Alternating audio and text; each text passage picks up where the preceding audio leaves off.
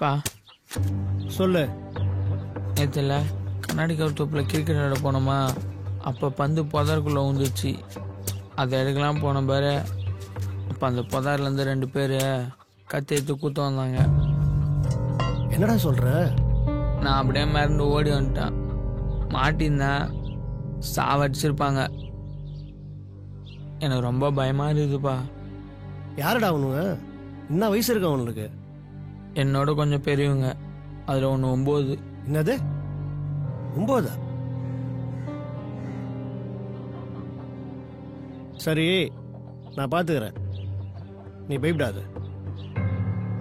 நான் சொல்ற வரைக்கும் பள்ளிக்கூடம் கூட போவாத, சரியா? அம்மா கிட்ட கூட எதுவும் சொல்லி வைக்காத, பயந்துருவா. சரி, நீ போ, சாப்பிட போ. சரிப்பா, நான் பார்த்துக்கிறேன், நீ போ.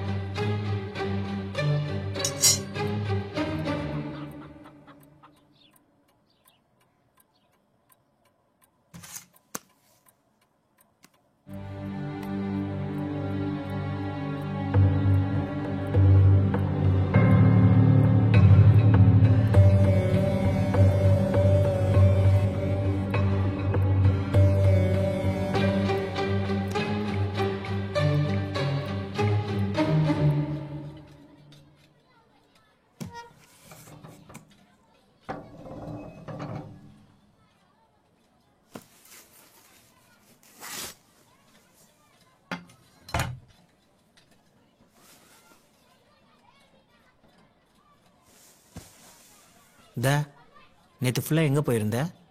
எங்கே போன? உனக்கு என்ன? ஆசாரி ஃபோன் பண்ணாரு. என்னவா? இனி என்னையும் பற்ற பக்கமே வரக்கூடாதுன்னு சொன்னாரு.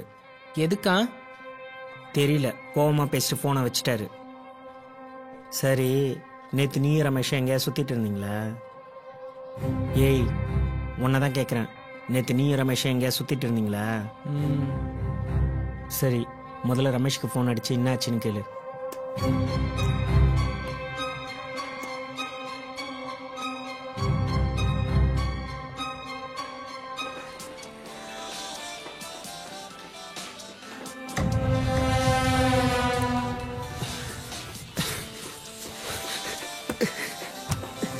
அரிப்பத்தில் பொட்ட மாதிரி கூட சுத்த போடுறோம் போக்கு. சாவடிச்சு புதைச்சிருவேன். பா, அரிப்பெல்லாம் இல்லைப்பா. டோராவை சின்ன வயசுல ரொம்ப பிடிக்கும்பா.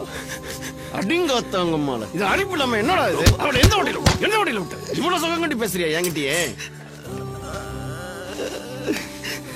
பா, தப்பெல்லாம் பேசாதப்பா, நாங்க உண்மையா பண்றோம்ப்பா. என்னது பண்றியா? என்ன பண்ற? நேத்து 2 பேரும் நீங்க லாஜில கூத்தடிச்சிங்கன்னு செய்தி வரும்போது உங்களை அங்கேயே கணத்தரமா வெட்டி போடணும்டா. உங்க உயிரோட விட்டு வச்சிருக்கிறல்ல, ஏன் தப்பு தான்டா அது. சாவடிச்சிருப்பா. அப்பயாவது நாங்க 2 பேரும் ஒன்னா. நீ என்ன ஃபிகர் கூட சுத்துற நினைச்சுனீங்களா?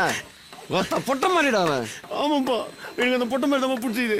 நான் வாழ்ந்த அது கூட தான் வாழ்வேன். அதுக்கப்புறம் வச்சுட்டோம்ப்பா. என்னை குத்தி போறதால குத்தி போட்டுருப்பா. நீங்க செத்துறேன்.